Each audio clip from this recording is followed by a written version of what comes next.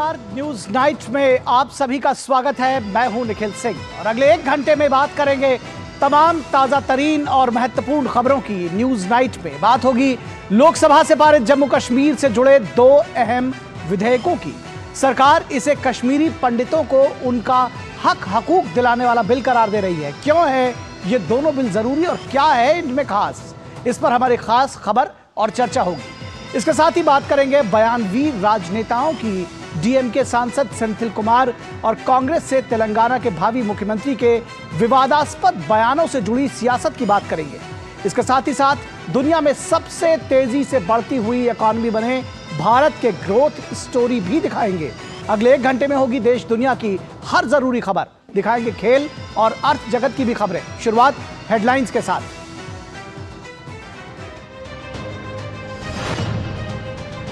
लोकसभा ने जम्मू कश्मीर आरक्षण संशोधन विधेयक 2023 और जम्मू कश्मीर पुनर्गठन संशोधन विधेयक 2023 ध्वनिमत से किया पारित।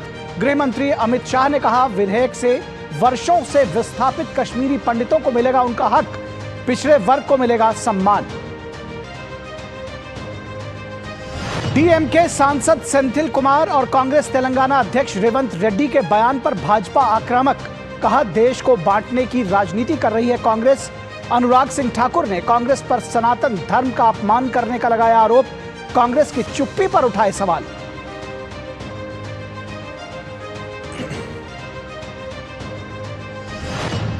राजस्थान, मध्य प्रदेश और छत्तीसगढ़ में सरकार गठन को लेकर बीजेपी का मंथन जारी। तेलंगाना में रेवंत रेड्डी कल लेंगे मुख्यमंत्री पद की शपथ। मिजोरम में लाल दुहोमा ने सरकार बनाने का दावा किया पेश, शुक्रवार को ले सकते हैं शपथ।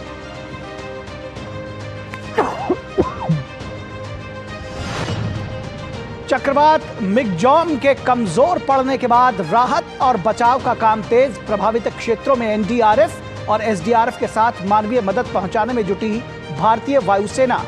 पीएम मोदी ने इस प्राकृतिक आपदा में जान गंवाने वाले परिवारों के प्रति जताई गहरी संवेदना।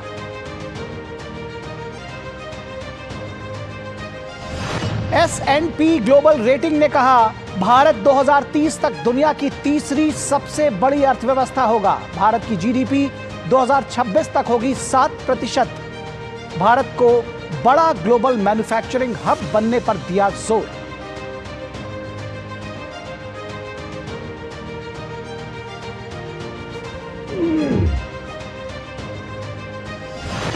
महापरिनिर्वाण दिवस पर डॉक्टर भीमराव अंबेडकर को राष्ट्र ने किया नमन। संसद भवन परिसर में राष्ट्रपति, उपराष्ट्रपति और प्रधानमंत्री ने दी श्रद्धांजलि। बाबा साहब को बताया सामाजिक समरसता का अमर पुरोधा।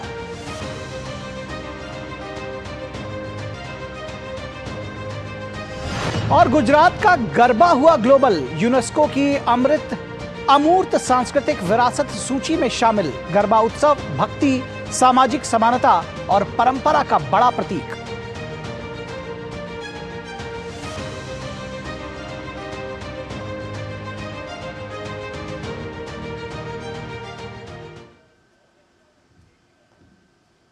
तो सबसे पहले बात संसद के कार्रवाई की, जिसमें जम्मू कश्मीर में धारा 370 और 35A हटने के बाद सार्थक सकारात्मक बदलाव के एक नए दौर की शुरुआत हुई।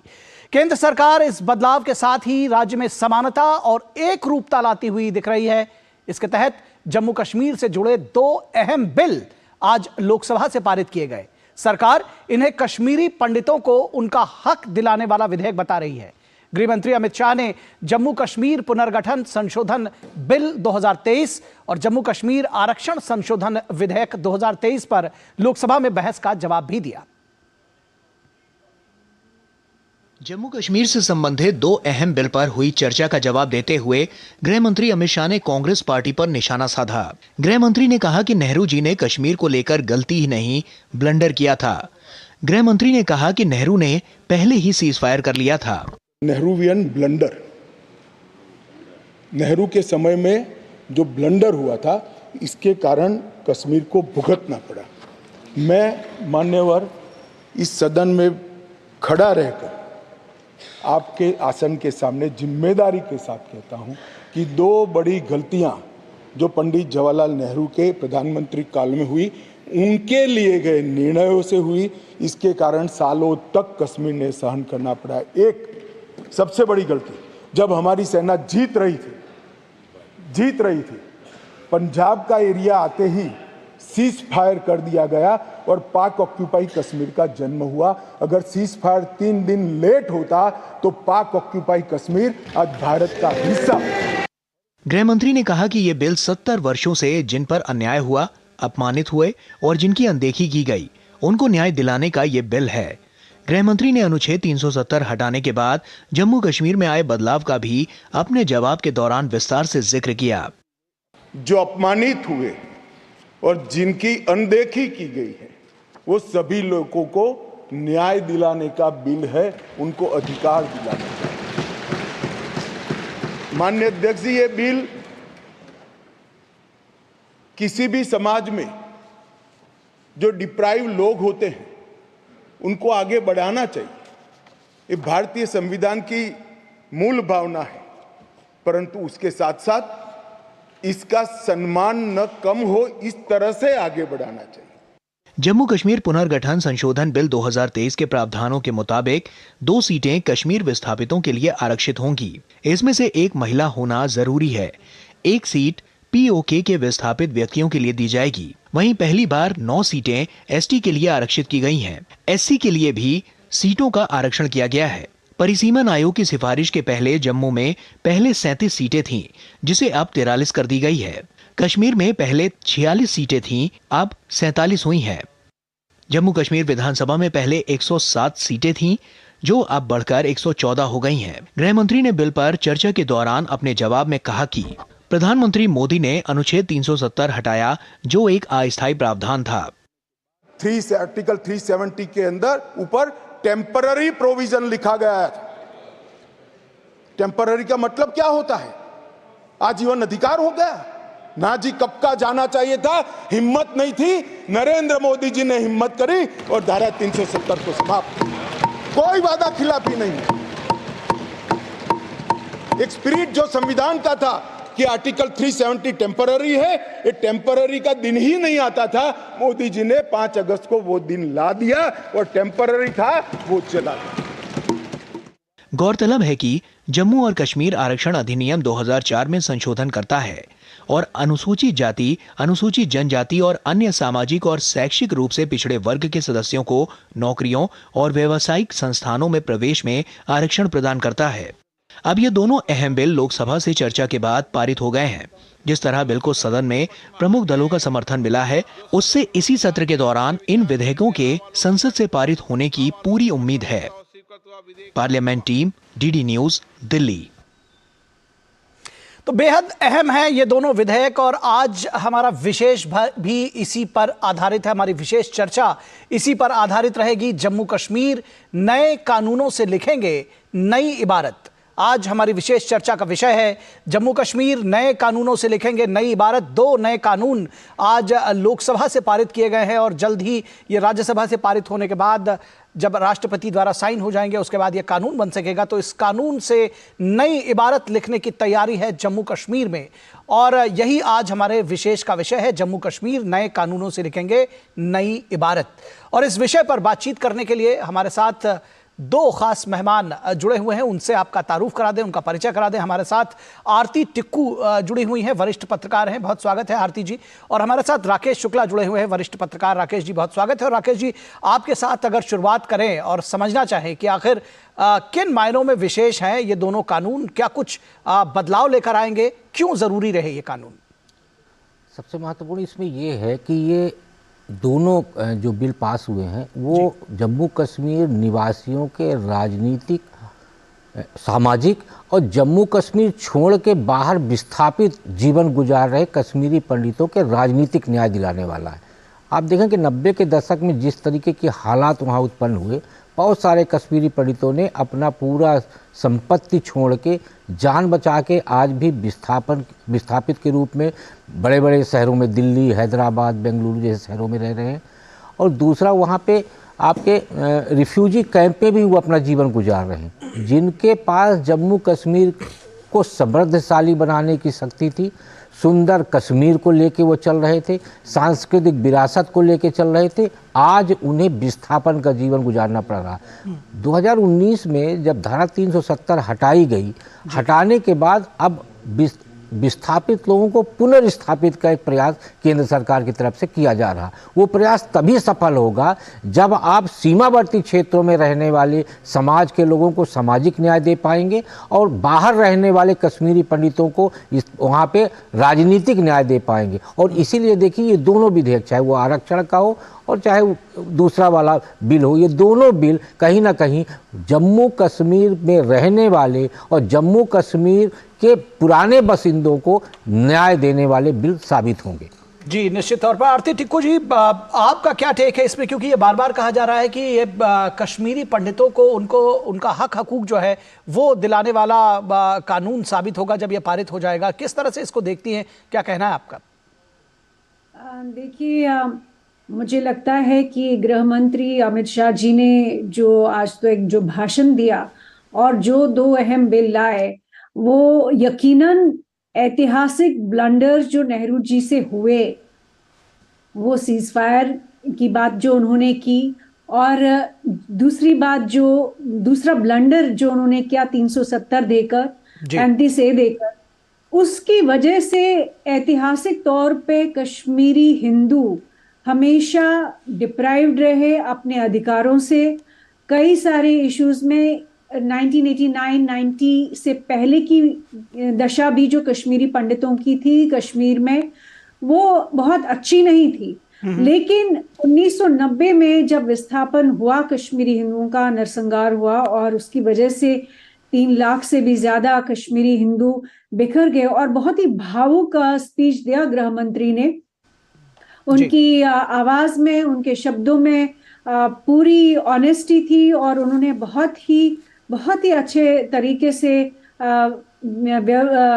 बताया, डिस्क्राइब किया कि कश्मीरी पंडितों के साथ क्या हुआ। और मुझे लगता है कि ये सबसे बड़ा ऐतिहासिक कदम लिया है जब गृह मंत्री ने ये अनाउंस किया कि 2 सीट्स वो विस्थापित कश्मीरी हिंदुओं के लिए वो रिजर्व कर रहे हैं। इससे एक तो ये है कि जो जिस देश में हमारी अपनी ही आवाज, मैं एक विस्थापित कश्मीरी हूँ, अपनी ही आवाज को हम कहीं लोगों तक नहीं पहुंचा पाए, कोई सुनने वाला नहीं था।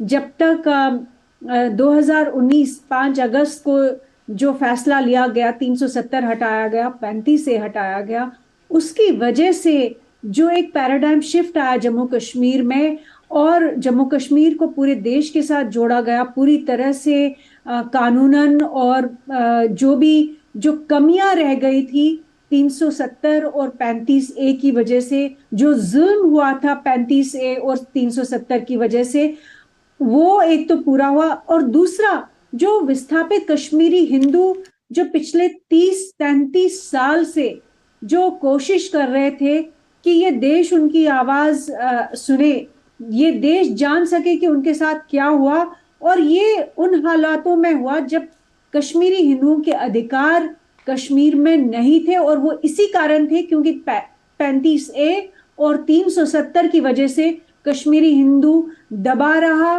कोई माइनॉरिटी राइट्स नहीं थे, हमारे कोई अधिकार नहीं थे।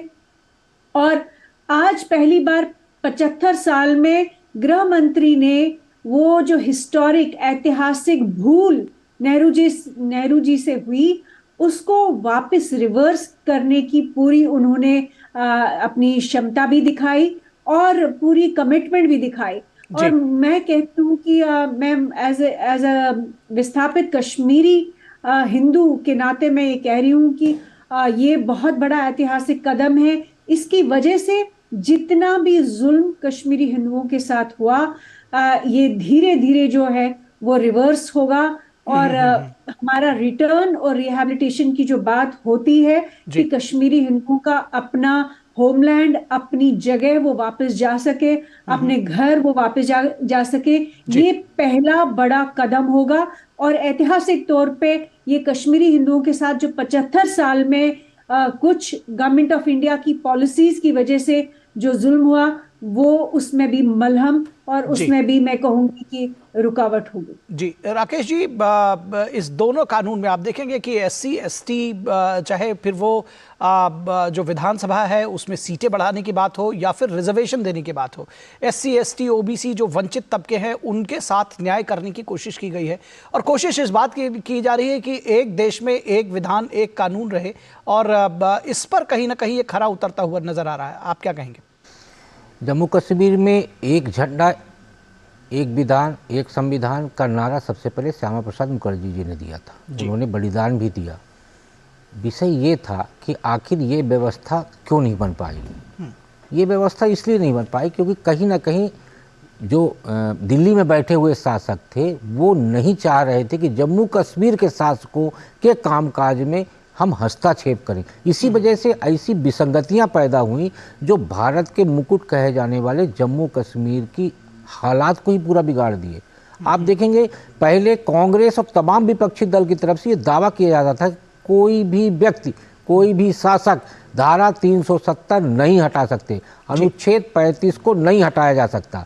और देखिए कितना आसानी से वो प्रतिबंधित अनुच्छेद को हटा दिया गया। उसके बाद हमें देखना चाहिए, हमें सिर्फ अभी के बिल को नहीं देखना चाहिए। धारा 370 हटने के बाद गवर्नर की तरफ से वहाँ सारी जमीन की मैपिंग की गई। मैपिंग करने से पता चला कि जो भी हमारे कश्मीरी हिंदू छोड़ के गए हैं उनकी जमीन कहाँ कहाँ किन किन लोगों के कब्जे में है। वो मैपिंग करने के बाद ही ये प्रयास किया गया कि यदि उनकी हम वापसी करते हैं तो किस स्थितियों में वापसी करेंगे, उनको हम किस भरोसे के साथ लाएंगे। उसके लिए प्रयास यह किया गया प्रशासनिक स्तर पे एक ऐसा बंदोबस्त व्यवस्था वहाँ पे की गई है जम्मू कश्मीर में कि जब हम आपके प्रवासियों को वापस लाएं तो उनको उनका हक दे। इसके अलावा जो भी व्यक्ति 1948 से लेके आज भी सामाजिक रूप से बिल्कुल पिछड़ा हुआ है उसको समाज की मुख्यधारा में कैसे लाया जाए। समाज की मुख्यधारा में लाने के लिए 2-3 विषयों पे काम हुआ। पहला कि उनको अधिकार संपन्न बनाया जाए। अधिकार संपन्न बनाने के लिए वहाँ 2 तरह की थ्योरी दी गई थी। एक तो पहाड़ी भाषा के रूप में उनको बांटा गया था और दूसरा उनको ये कहा गया था कि भाई आप जातिगत हिसाब से जो प्रबल है उसको अधिकार है और जो निर्बल है उसको कोई अधिकार नहीं है। तो अब एक व्यवस्था ये दी गई है कि जो भी वहाँ SC ST या अन्य पिछड़ा वर्ग के लोग वो माने जाएंगे जो आपके सीमावर्ती क्षेत्र में रह रहे हैं। उसमें कोई जाति नहीं होगी, वो पिछड़ा वर्ग होगा। क्यों? क्योंकि वो सामाजिक आर्थिक रूप से पिछड़ा हुआ है। उसकी समृद्धि से ही जम्मू कश्मीर की समृद्धि हो पाएगी। तो ये विधेयक कहीं ना कहीं ये दिखाता है कि केंद्र सरकार सिर्फ कहती नहीं है बल्कि सामाजिक न्याय की दिशा में ठोस कदम उठाती भी है। जी राकेश जी, आपने जिक्र किया तो आज आपने गृह मंत्री को सुना होगा जब उन्होंने इस पूरे बिल पर जब चर्चा का जवाब दिया तो उन्होंने कहा कि एक तो ये 370 और 35A टेम्पररी बिल थे जिसको जो बहुत सारी भ्रांतियां थी उसको उन्होंने क्लियर किया और साथ ही साथ एक सीधे तौर पर कहा कि ये नेहरूवियन ब्लंडर है जिसने POK को जन्म दिया। किस तरह से देखते हैं इसको? मैं वही कहा ना कि जो दिल्ली में उस समय पर बैठे हुए थे उन लोगों ने वहाँ अब्दुल्ला परिवार के साथ जो उनके संबंध थे तो कई जगहों पर ये आया हुआ है कि नेहरू और अब्दुल्ला परिवार के संबंधों के चलते ही जब आपके रियासतों के विलय का काम हुआ तो नेहरू जी ने कहा कि जम्मू कश्मीर के विलय का काम हम लेते हैं। सरदार पटेल को दूसरे स्टेटों का काम दे दिया गया। वहीं से जो अमित शाह जी जिस विषय को उठा रहे तो ब्लंडर तो वहीं से हुआ और उस विलय के दौरान ही जब पाकिस्तान का बंटवारा हुआ तो पाकिस्तान बंटवारे के तुरंत बाद ही जब कश्मीर पे हमला किया उसी समय ये समझ लेना चाहिए कि जिन लोगों को हम अपने यहाँ रोक के रखे हैं धर्मनिरपेक्षता के नाम पे उनको 1948 में ही हमें कह देना चाहिए कि जो धार्मिक आधार पर राष्ट्र बना हुआ है उस राष्ट्र में उस धर्म के लोगों को चले जाना चाहिए। वो एक भूल थी। दूसरी भूल थी जो अमित शाह जी ने उल्लेख किया कि यदि उस युद्ध को 1948 में हम नहीं रोकते और 3 दिन और चलता तो आज POK जो हमारे लिए बहुत ही महत्व का है और पाकिस्तान के लिए आतंकवादी प्रशिक्षण का केंद्र है वो हमारे साथ होता। और उसी POK को लेके उन्होंने स्पष्ट किया है कि भारत का कमिटमेंट है कि पाक अधिकृत कश्मीर सिर्फ नाम के लिए नहीं, कश्मीर का हिस्सा भी बनेगा। आज उन्होंने ये बताया कि भारत सरकार उस दिशा में भी बहुत गंभीरता से सोच रही है। जी आरती टिक्कू जी, जो विस्थापितों को जो वंचित रहे हैं और ख़ास तौर पर जो कश्मीरी पंडित रहे हैं, आपने देखा कि जो 2 सीटें नामित करने की बात कही उनमें एक महिला भी रहेगी। किस तरह से आप देखती हैं कि ये जो पूरा कानून बनेगा, ये एक तरह से विस्थापितों के जो दर्द है उस पर मरहम लगाने का काम करेगा और ख़ास तौर पर उनको वापस जो रिहैबिलिटेशन की बात कही जा रही है उस पर एक कदम कहीं ना कहीं आगे बढ़ेंगे? देखिए, बिल्कुल मैं मानती हूँ कि जो कश्मीरी हिंदू विस्थापित है उनके लिए बिल्कुल ये रोड है रिटर्न और रिहैबिलिटेशन के लिए।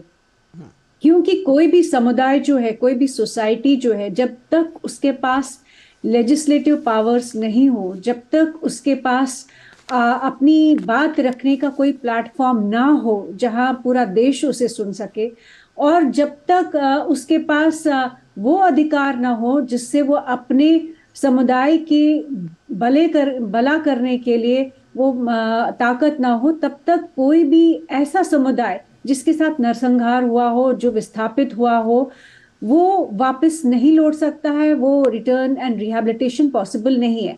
दूसरी बात जो उन्होंने कहा कि एक सीट एक महिला विस्थापित कश्मीरी हिंदू और एक उसमें दूसरा सीट विस्थापित कश्मीरी हिंदू के लिए होगी जी। तो मुझे इस बारे में यही कहना है कि ये बहुत ही लिबरल और प्रोग्रेसिव मानसिकता है। इसमें उन्होंने जेंडर न्यूट्रलिटी और जेंडर इक्वालिटी दिखाई है, जो बहुत कम हम देखते हैं जब भी आरक्षण की बात होती है या जब भी पॉलिटिक्स में, स्पेशली राजनीति में महिलाओं के लिए बहुत कम पार्टीज ने कुछ करके दिखाया है। ये शायद पहली पार्टी, इनफैक्ट पहली पार्टी है भारत देश में जहां औरतों के लिए बराबर के अधिकार दिए जा रहे हैं। 33% जो रिजर्वेशन भी in fact government of India, BJP सरकार ने ये अभी हाल में सुनाई, उसको मद्देनजर रख के साथ में यहाँ पे भी विस्थापित कश्मीरी हिंदुओं के लिए भी उन्होंने बराबर के अधिकार जो है दोनों महिलाओं और पुरुषों को दिए हैं।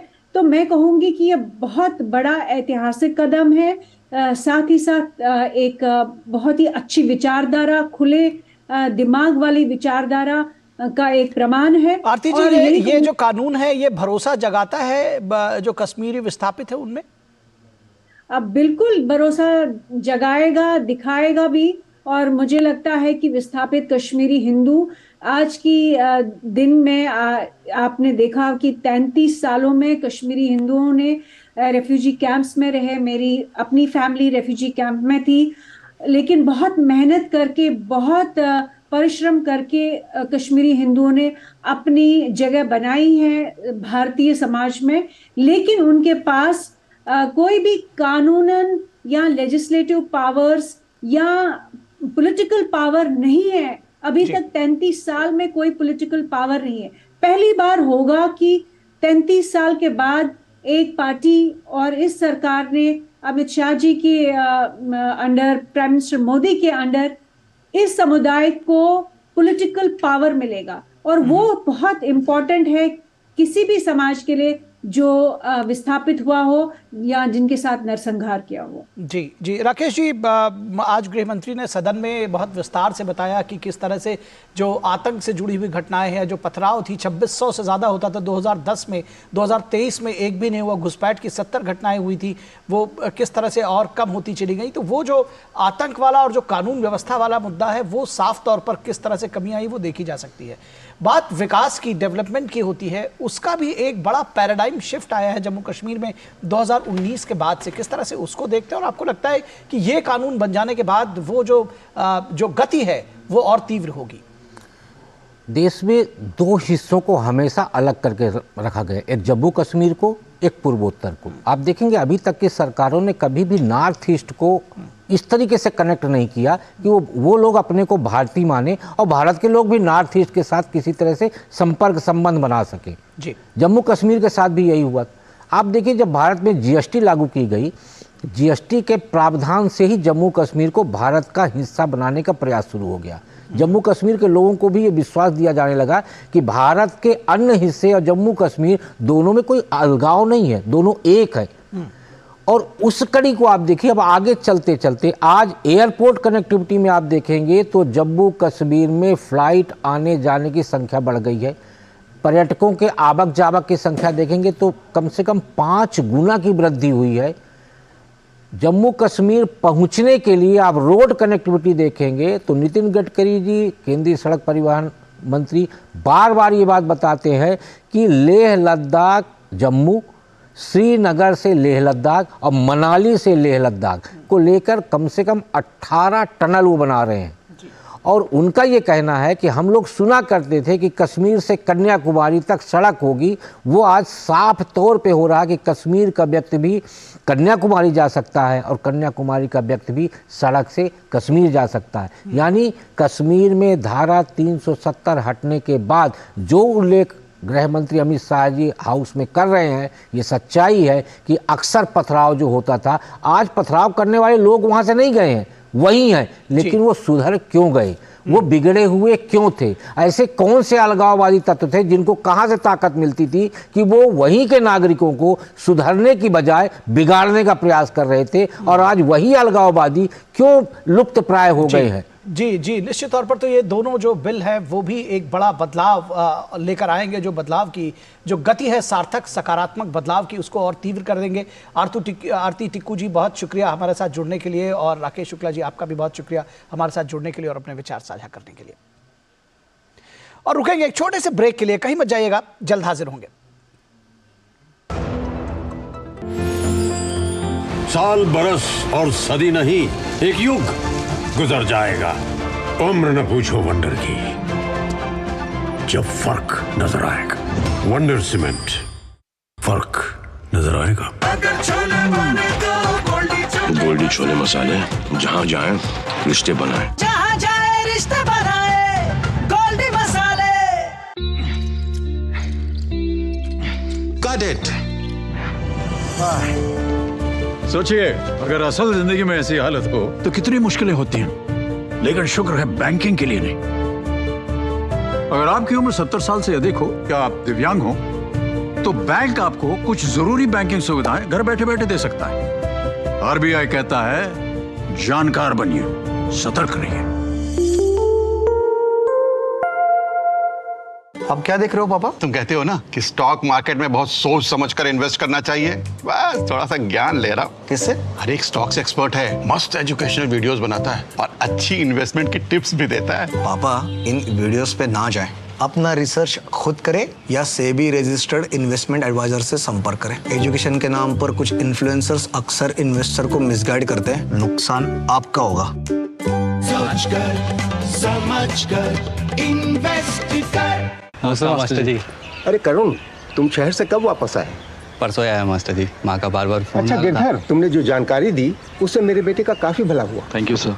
यार गिरी, तो पॉपुलर बन गया तू। पॉपुलर नहीं यार, डिस्ट्रीब्यूटर बन गया म्यूचुअल फंड्स का। मैं इन सभी की मदद करता हूँ, उनका भला होता है तो वो दुआ देते हैं। वाह यार। अगर आप भी मेरी तरह म्यूचुअल फंड्स डिस्ट्रीब्यूटर बनना चाहते हैं तो चाहिए mfd-शुरू.com पर। तो करें शुरू। भारत की पोलियो से जीत की कहानी बड़े बड़े शब्दों में लिखी जाएगी, पर इस जीती हुई लड़ाई को कायम रखने के लिए हमें अपने प्रयासों को जारी रखना होगा, जब तक दुनिया से पोलियो का खतरा पूर्ण रूप से टल न जाए। खतरा है बरकरार, इसीलिए पोलियो की खुराक पिलाना है हर बार। 2 बूंद हर बार, पोलियो पर जीत रहे बरकरार। समय पर एडवांस टैक्स भरना है जरूरी, क्योंकि इससे होती है विकसित भारत के निर्माण की जरूरत पूरी। विकसित देश का लक्ष्य हासिल करने के लिए हर भारतीय का योगदान अत्यंत महत्वपूर्ण है। आपका एडवांस टैक्स देश के बुनियादी ढांचे को मजबूत बनाने, शिक्षा, सामाजिक योजनाएं व देश की सुरक्षा और स्पेस कार्यक्रम जैसे महत्वपूर्ण कार्यों को अंजाम देने में काम आता है। तो फिर अपनी एडवांस टैक्स की जिम्मेदारी समय पर पूरी करें। याद रखिए, वित्तीय वर्ष 2023-24 के लिए 75% टोटल पेएबल एडवांस टैक्स का भुगतान 15 दिसंबर 2023 तक किया जाना चाहिए। कंपनीज, कॉर्पोरेट्स या फिर सैलरीड एम्प्लॉइज जिनकी TDS या TCS कटने के बाद भी कर देयता 10,000 रुपए या उससे अधिक है, तो फिर एडवांस टैक्स देना आवश्यक है। प्रत्येक आयकर दाता एक राष्ट्र निर्माता। स्वागत है आपका ब्रेक के बाद। और दुनिया भर में प्रसिद्ध गुजरात के गरबा के नाम एक बड़ी उपलब्धि जुड़ गई है। गुजरात के गरबा को यूनेस्को की अमूर्त सांस्कृतिक विरासत सूची में शामिल कर लिया गया है। केंद्रीय मंत्री जी किशन रेड्डी ने सोशल मीडिया प्लेटफॉर्म एक्स पर एक वीडियो साझा करते हुए इस बात को लेकर खुशी जाहिर की है। उन्होंने लिखा है कि उपलब्धि प्रधानमंत्री नरेंद्र मोदी के नेतृत्व वाली सरकार के अथक प्रयासों का प्रमाण है। हमारी समृद्ध संस्कृति, परंपराएं और विरासत दुनिया के सामने प्रदर्शित हुई हैं। गुजरात का गरबा देश की 15वीं अमूर्त सांस्कृतिक विरासत है जो यूनेस्को की सूची में शामिल हुई है। गुजरात सरकार इस अवसर पर जश्न मनाने के लिए अलग अलग जिलों में कई गरबा कार्यक्रमों का आयोजन कर रही है।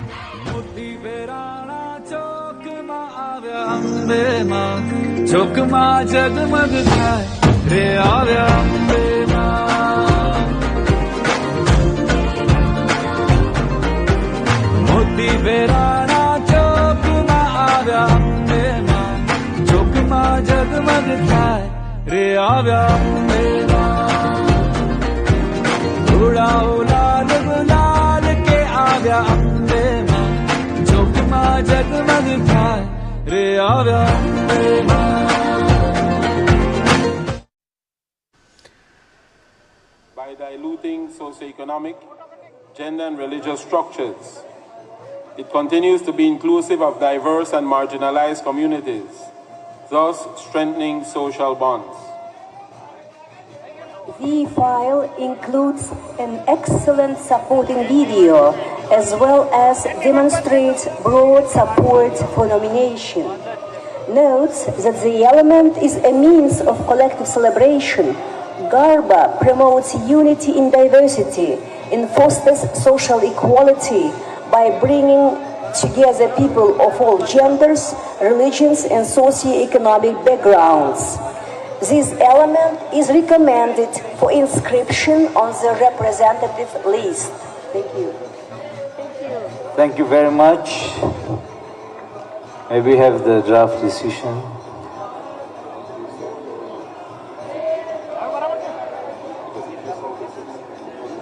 Are there any requests for the floor?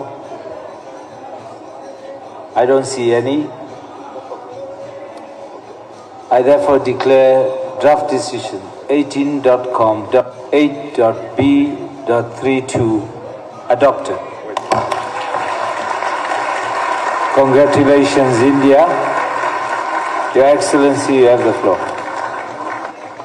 Mr. Chair, Excellencies and colleagues, Namaste and Kemcho.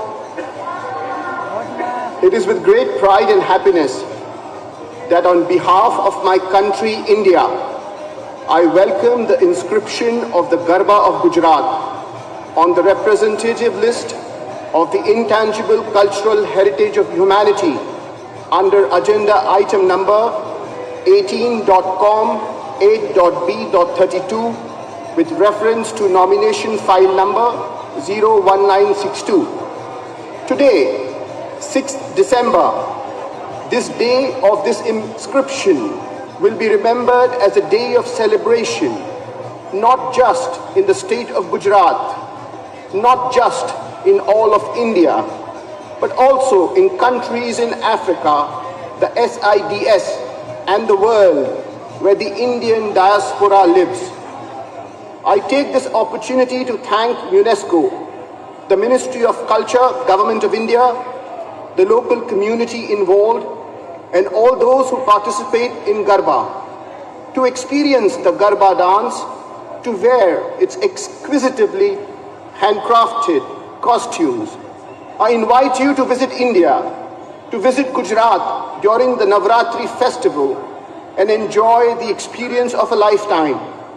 I will speak a line in the Gujarati language, which means Garba exhibits the spirit of Gujarat. Garba e Gujarat ni bhavna chhe.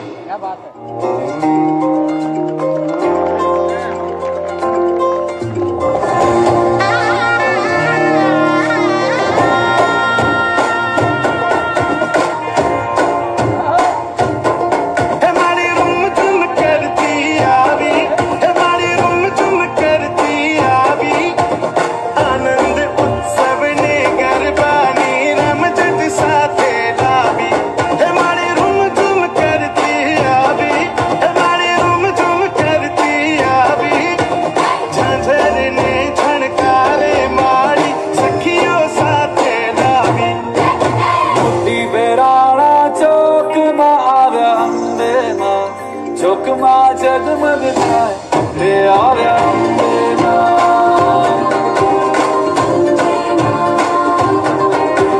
मोती बेराना चौक में आर्या चौक में जगमग थाय रे आर्या उड़ा उलाल गुलाल के आर्या चौक में जगमग थाय रे आर्या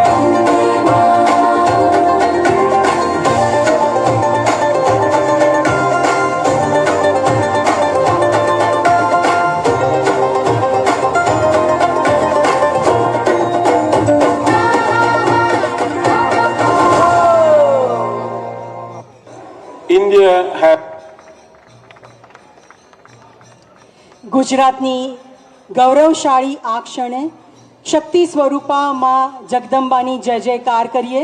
બોલો શ્રી અંબે માત की. આપણી આ સંસ્કૃતિ, આપણી આ ધરોહર વૈશ્વિક સ્તરે તેને નામના મળી છે. આપણો ગરબો વિશ્વ સ્તરે પ્રખ્યાત તો હતો જ, પરંતુ હવે તેને વિધિવત માન્યતા મળી છે.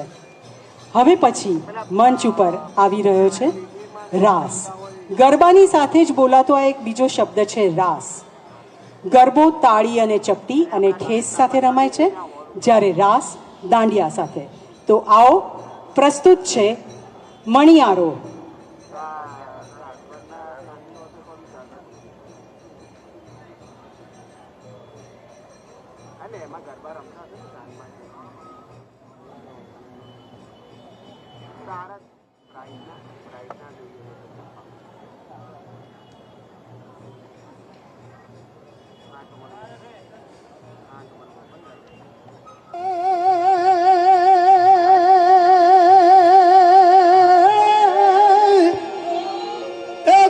સાયર લેરું થોડ્યું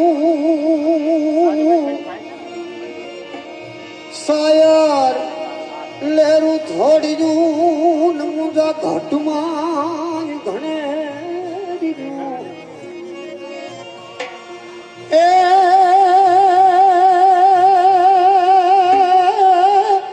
એ પણ જોન હકડી હેતડ ન પહોંચ્યું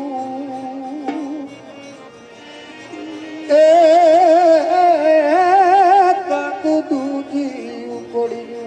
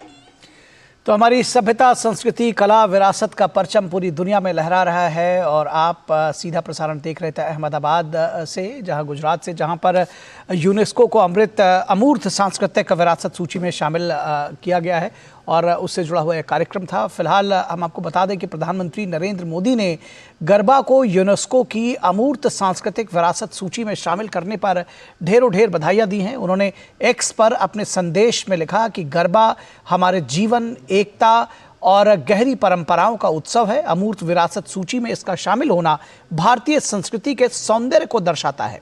ये सम्मान हमें भावी पीढ़ियों के लिए अपनी विरासत को संरक्षित और बढ़ावा देने की प्रेरणा देता है। इस वैश्विक स्वीकार्यता के लिए बधाई। रुकेंगे एक छोटे से ब्रेक के लिए, कहीं मत जाइएगा, जल्द हाजिर होंगे। साल, बरस और सदी नहीं, एक युग गुजर जाएगा। उम्र न पूछो वंडर की, जब फर्क नजर आएगा। वंडर सीमेंट, फर्क नजर आएगा। गोल्डी छोले मसाले, जहाँ जाए रिश्ते बनाए, जहाँ जाए रिश्ते बनाए, गोल्डी मसाले। कांग्रेट्स यार। राज, तू क्या करेगी? I have cleared my exams. मैं म्यूचुअल फंड डिस्ट्रीब्यूटर बनूंगी। म्यूचुअल फंड्स डिस्ट्रीब्यूटर, स्कोप क्या है इसमें? एमएफडी में स्कोप अनलिमिटेड है। शुरुआत के सालों में मैं जितनी मेहनत करूंगी, जितने कस्टमर्स बनाऊंगी, उतना ही फ्यूचर में मेरा भला होगा। आप भी मेरी तरह म्यूचुअल फंड डिस्ट्रीब्यूटर बन सकते हैं। जानिए कैसे, mfdkarenshuru.com पर। तो करें शुरू। मोदी सरकार की गारंटी, भारत होगा गरीबी मुक्त। 5 सालों में 13 करोड़ 50 लाख लोगों को गरीबी से बाहर निकाला। हमारा संकल्प, विकसित भारत। मम्मी, कॉलेज की क्रिकेट टीम में ना मेरा सिलेक्शन हो गया है। Very good. कॉलेज की टीम में तो आ गया, देश की टीम में रजिस्ट्रेशन कब करवा रहा है? वो कैसे? तुम वोटर बन के देश की टीम का हिस्सा बन सकते हो। देश का फॉर्म भरो, देश की टीम का हिस्सा बनो। वोट करना सिर्फ तुम्हारा अधिकार ही नहीं, बल्कि तुम्हारा कर्तव्य भी है, समझे? जी हाँ, अगर आप भी 18 साल के हो रहे हैं तो आज ही वोटर हेल्पलाइन ऐप डाउनलोड करके वोटर लिस्ट में अपना नाम जुड़वाकर वोटर बने। और हाँ, एग्जिस्टिंग वोटर्स भी अपनी जानकारी वोटर लिस्ट में अपडेट करें, जिससे देश की टीम और मजबूत बने। वोटर लिस्ट में नाम मतलब देश के लिए वोट करने का अधिकार, यानी देश की टीम में रजिस्ट्रेशन। तुम्हें पता है इन्वेस्टर्स के लिए एक इन्वेस्टर प्रोटेक्शन फंड होता है, IPF। लेकिन अगर तुम्हारा ट्रेड एक्सचेंज पर एग्जीक्यूट नहीं हुआ या फिर कोई गारंटीड रिटर्न्स वाली स्कीम है, तो ये IPF आपकी मदद नहीं कर सकता है। और अगर आपका ब्रोकर ही डिफॉल्टर बन जाए तो फिर IPF आपको कॉम्पेंसेशन दिला सकता है। कहाँ से सीखा? NSE की साइट पर। सोच कर, समझ कर, इन्वेस्ट कर। साल, बरस और सदी नहीं, एक युग गुजर जाएगा। उम्र न पूछो वंडर की, जब फर्क नजर आएगा। वंडर सीमेंट, फर्क नजर आएगा। स्वागत है आपका ब्रेक के बाद और कुछ अच्छी खबरें आपके साथ शेयर करते हैं। केंद्र सरकार की नीतियों का असर है कि आज भारत दुनिया में सबसे तेजी से आगे बढ़ती हुई इकोनॉमी बना हुआ है। भारत 2030 तक दुनिया की तीसरी सबसे बड़ी अर्थव्यवस्था बन जाएगा। इसके साथ ही वित्त वर्ष 2026-27 में देश की GDP ग्रोथ 7% तक पहुंचने का अनुमान है। ये बात S&P ग्लोबल रेटिंग्स ने अपनी report global credit outlook 2024 new risk new playbook में कही है। रिपोर्ट में कहा गया है कि चालू वित्त वर्ष 2024 में भारत का GDP ग्रोथ रेट 6.4% रहने का अनुमान है। 2026 में इसके 7% तक पहुंचने की उम्मीद है। वित्त वर्ष 2022-23 में भारतीय अर्थव्यवस्था 7.2% की दर से बढ़ रही है। भारत की सकल घरेलू उत्पाद की वृद्धि जून और सितंबर तिमाही में 7.8% और 7.6% रही थी। एजेंसी का मानना है कि देश के लिए एक बड़ी परीक्षा विशाल अवसर का लाभ उठाकर खुद को एक बड़ा ग्लोबल मैन्युफैक्चरिंग सेंटर बनाने की है। S&P के मुताबिक एक मजबूत लॉजिस्टिक्स ढांचा विकसित करना भारत को सेवा प्रधान अर्थव्यवस्था से विनिर्माण प्रमुख अर्थव्यवस्था में बदलने में महत्वपूर्ण होगा। S&P ने कहा कि श्रम बाजार की संभावनाओं को अनलॉक करना काफी हद तक श्रमिकों के कौशल बढ़ाने और कार्यबल में महिलाओं की भागीदारी बढ़ाने पर निर्भर करेगा। S&P ने कहा कि एक तेजी से बढ़ता घरेलू डिजिटल बाजार अगले दशक के दौरान भारत के उच्च विकास स्टार्टअप्स इकोसिस्टम में विस्तार को बढ़ावा दे सकता है, विशेष रूप से वित्तीय और कंज्यूमर टेक्नोलॉजी में। S&P ने कहा कि ऑटोमोटिव क्षेत्र में भारत विकास बुनियादी ढांचे पर निर्माण निवेश के लिए तैयार है। भारत वर्तमान में अमेरिका, चीन, जर्मनी और जापान के बाद दुनिया की 5वीं सबसे बड़ी अर्थव्यवस्था बना हुआ है। अंतर्राष्ट्रीय मुद्रा कोष ने भी भारत को 2027-28 में तीसरी सबसे बड़ी जीडीपी के साथ 5 ट्रिलियन अमेरिकी डॉलर की अर्थव्यवस्था बनने का अनुमान जताया है। तो ये थी भारत की बात, जो लगातार तेजी से आगे बढ़ रहा है और विश्व में सबसे तेजी से बढ़ती हुई अर्थव्यवस्था बना हुआ है। वहीं अर्थव्यवस्था में नरमी और रियल एस्टेट सेक्टर में जोखिमों का हवाला देते हुए क्रेडिट रेटिंग एजेंसी मूडीज ने चीन की सरकारी क्रेडिट रेटिंग्स पर अपना आउटलुक स्थिर से कम करके नेगेटिव कर दिया है। मूडीज का कहना है कि 2017 के बाद यह पहला मौका है जब चीन की सॉवरेन रेटिंग को डाउनग्रेड किया गया है।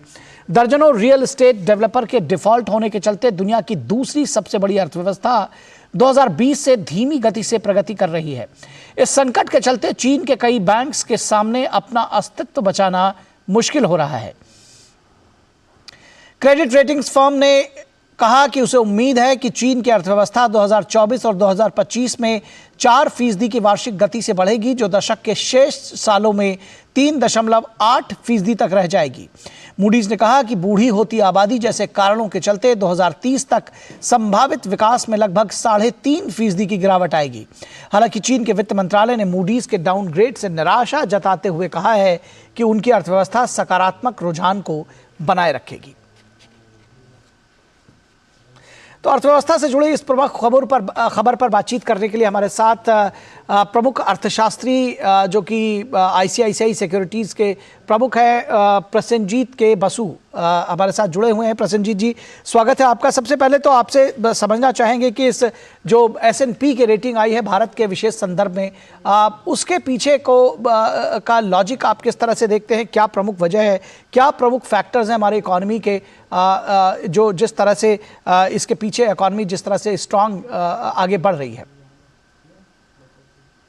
देखिए, मेरे ख्याल में इस साल इस जो फिस्कल ईयर जो है जी, इस फिस्कल ईयर में ही हमारे अर्थव्यवस्था में करीब 8% की बढ़ती होगी।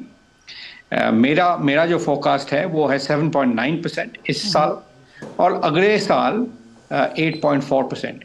जी, ऐसा होगा क्योंकि अगर आप देखिए ये पिछले 2 साल से बहुत ही तंदुरुस्त है हमारे इकोनॉमी और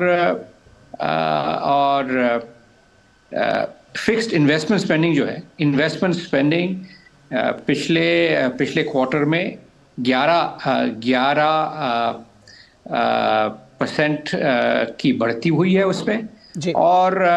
और अगर आप देखिए पिछले 25 साल में जो सर्विसेज सेक्टर है, सर्विसेज सेक्टर हर साल एवरेज 8% से ज़्यादा उसकी बढ़ती होती है।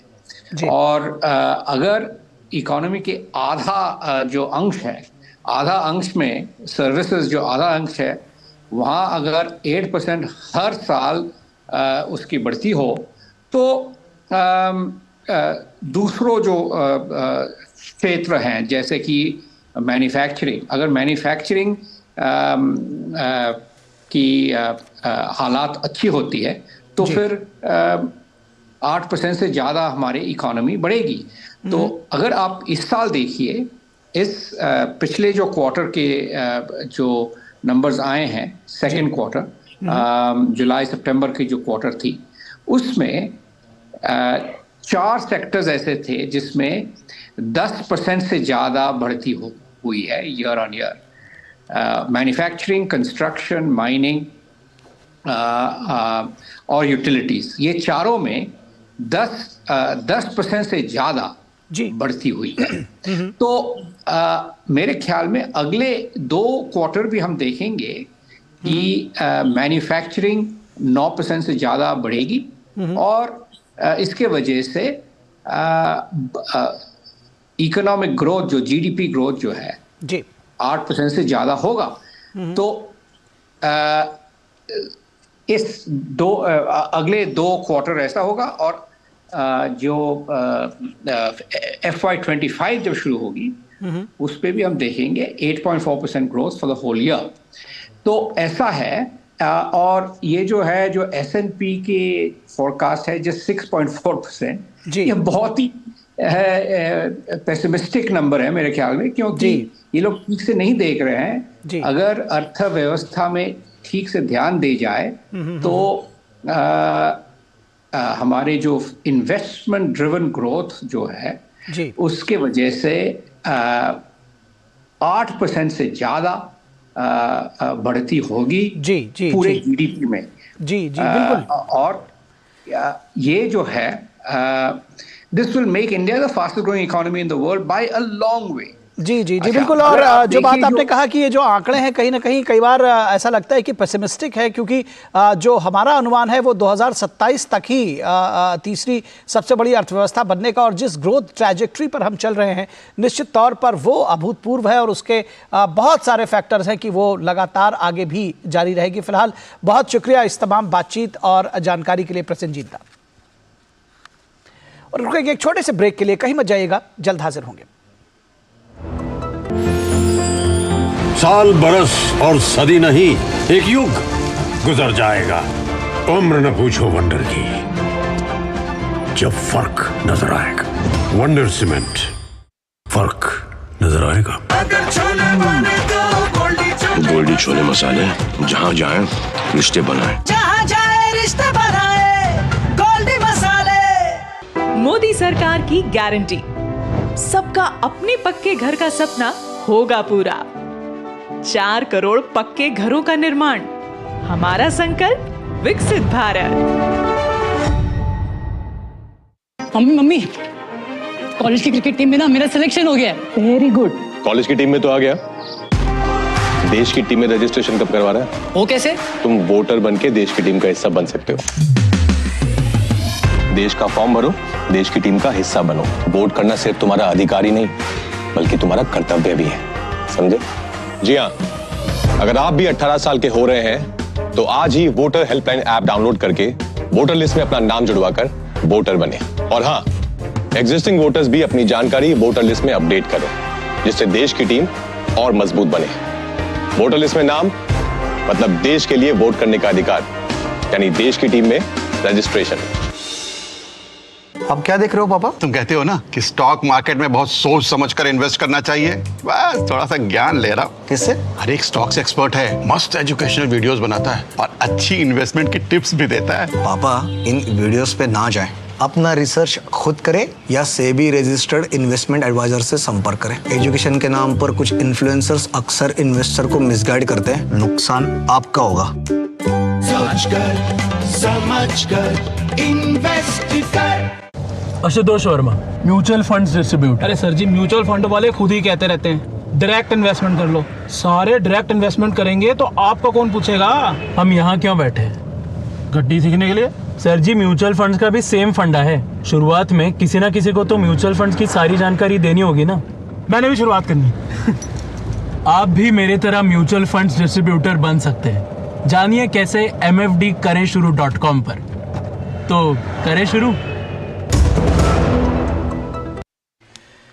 स्वागत है आपका ब्रेक के बाद।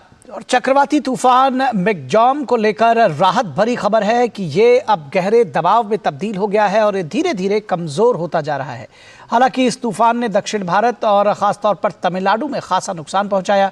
इसे लेकर राहत और बचाव कार्य युद्ध स्तर पर चलाया जा रहा है। भारतीय वायुसेना प्रभावित इलाकों में राहत सामग्री का वितरण कर रही है। और सबसे बुरी तरह से चेन्नई प्रभावित हुआ। इससे चक्रवात तूफान के दौरान हुई बारिश के कारण शहर के कई हिस्सों में जलजमाव हुआ और कई जगह पर पेड़ उखड़ गए। महानगर की सड़कों पर नाव चलाने की भी नौबत आई और प्रशासन ने फंसे लोगों को नाव के जरिए बचाया। भारतीय वायुसेना चक्रवात से प्रभावित क्षेत्रों में मानवीय मदद और राहत कार्य में जुटी हुई है।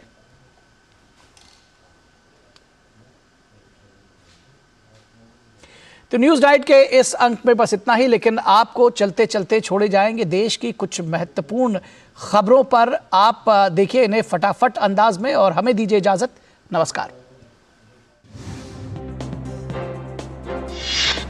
देश आज बाबा साहब भीमराव अम्बेडकर को याद कर रहा है। उनकी पुण्यतिथि के उपलक्ष्य में हर साल 6 दिसंबर को महापरिनिर्वाण दिवस मनाया जाता है। राष्ट्रपति द्रौपदी मुर्मू, उपराष्ट्रपति जगदीप धनखड़, प्रधानमंत्री नरेंद्र मोदी, लोकसभा अध्यक्ष ओम बिरला और सांसदों ने बाबा साहब भीमराव अम्बेडकर को उनकी पुण्यतिथि पर श्रद्धांजलि अर्पित की। भारतीय जनता पार्टी के अध्यक्ष जेपी नड्डा ने दिल्ली में पार्टी के राष्ट्रीय महासचिवों की एक बैठक की अध्यक्षता की। दिल्ली स्थित भाजपा मुख्यालय में बैठक हुई। श्री राम जन्मभूमि मंदिर में भगवान श्री राम के 5 वर्षीय बाल रूप की पत्थर पर खड़ी प्रतिमा 4 फीट 3 इंच का निर्माण अयोध्या के 3 स्थानों पर किया जा रहा है। 3 कारीगर इसे 3 अलग अलग पत्थरों में बना रहे हैं। देहरादून में ग्लोबल इन्वेस्टर समिट पर उत्तराखंड के सीएम पुष्कर सिंह धामी ने कहा कि हमने शुरू से ये सोचा था कि राज्य में बड़ा निवेश आएगा। मुख्यमंत्री ने निवेशकों के साथ अब तक 2.5 लाख करोड़ रुपए के MOU पर हस्ताक्षर कर चुके हैं। साइबर अपराध से निपटने के लिए भारत सरकार लगातार प्रतिबद्ध है। इस कड़ी में इलेक्ट्रॉनिक और सूचना प्रौद्योगिकी मंत्री ने धोखाधड़ी में शामिल 100 से अधिक वेबसाइटों को ब्लॉक कर दिया है। केंद्रीय गृह मंत्रालय ने पिछले सप्ताह नौकरी धोखाधड़ी में शामिल 100 से अधिक वेबसाइट की पहचान की और उन्हें ब्लॉक करने की सिफारिश की थी। दिल्ली के स्कूलों में शीतकालीन अवकाश को 15 दिन से घटाकर 6 दिन कर दिया गया है। शीतकालीन अवकाश की शुरुआत 1 जनवरी 2024 से होगी। शिक्षा निदेशालय ने जानकारी दी है। आदेश से पहले शैक्षणिक सत्र 2023-24 के लिए शीतकालीन अवकाश 1 जनवरी से 15 जनवरी तक निर्धारित किया गया था। श्रीनगर की घाटी में ठंड बढ़ने के कारण पूरे कश्मीर में न्यूनतम तापमान फ्रीजिंग पॉइंट से नीचे पहुंच गया है। श्रीनगर में न्यूनतम तापमान 0 से नीचे -2 डिग्री सेल्सियस दर्ज किया गया, जबकि पिछली रात यह 0 से नीचे -1.4 डिग्री सेल्सियस था।